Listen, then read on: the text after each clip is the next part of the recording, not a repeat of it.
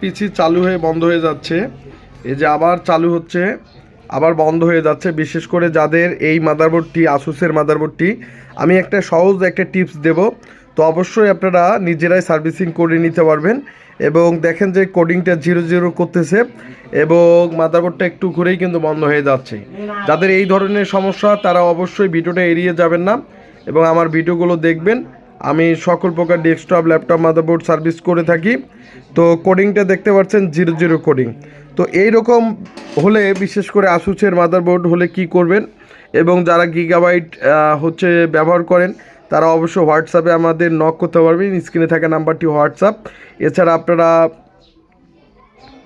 আমাদেরকে কমেন্টও করতে পারবেন এবং কোন আইসি চেঞ্জ করবেন আমরা সেটা বুঝাই দেব।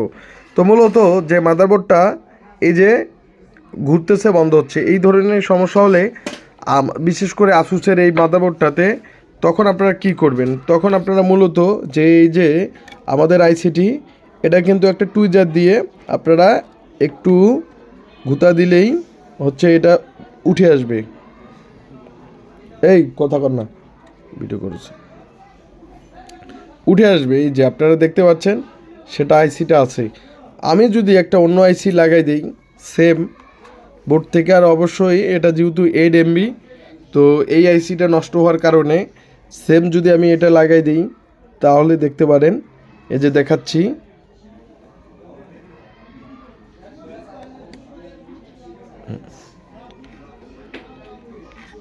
এই যে আমি বসাই দিলাম। এখন যদি আমি মাদারবোর্ডে পাওয়ার দিয়ে দেই, তো এইটুকু যে ভিডিও দেখলেন আপনারা নিজেরাই মাদারবোর্ডগুলো সার্ভিস করে নিতে পারবেন। তো এখন দেখবেন যে আমাদের মাদারবোর্ডটা পাওয়ার দেব, যে আমাদের মাদারবোর্ডটা পাওয়ার দিয়ে দেব। এখন কী রকম আসে যে দেখলেন, শুধু আমরা এটাই চেঞ্জ করলাম এবং র্যাম প্রসেসর সবের ওকে রয়েছে। এই যে মাদারবোর্ড কোডিং করা শুরু হয়ে গেছে।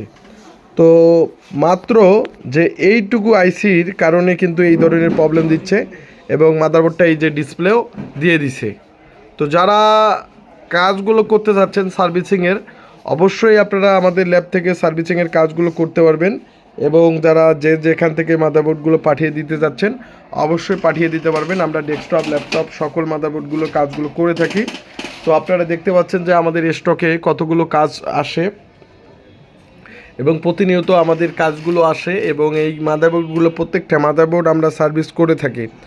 তো শুধুমাত্র এই আইসিটার কারণে আপনারা যারা আসুসের মাদারবোর্ডগুলো ইউজ করতেছেন চালু হচ্ছে বন্ধ হচ্ছে, আইসিটা আপনারা চাইলে ক্রয় করতে পারবেন। এই আইসির মধ্যে কিছু প্রোগ্রাম থাকে, প্রোগ্রামটা যখন ইরোর হয়ে যায় তখন কিন্তু এই ধরনের প্রবলেমগুলো হয়ে থাকে।